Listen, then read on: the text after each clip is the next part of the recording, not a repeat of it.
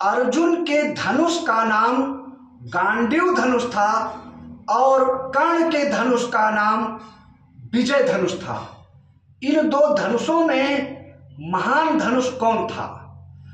तो अर्जुन का जो गांडीव धनुष था उसको भगवान अग्निदेव ने दिया था।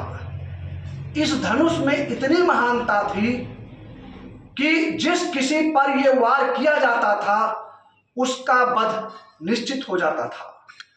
और इस धनुष से एक साथ कई निशाने लगाए जा सकते थे।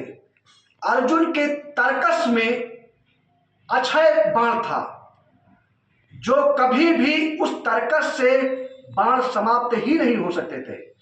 इनके धनुष को अग्निदेव ने इनको दिया था और इनका धनुष बहुत ही महान था। लेकिन भगवान श्री कृष्ण ने अर्जुन को कहते हुए कर्ण के धनुष विजय धनुष को का भी उन्होंने बखान किया था। उन्होंने कहा था कि जिस धनुष पर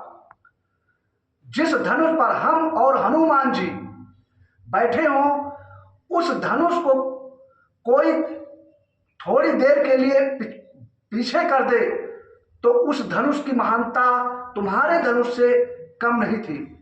ये भगवान कृष्ण ने अर्जुन से कहा था। अर्जुन का जो विजय धनुष था उसको भगवान परशुराम ने दिया था।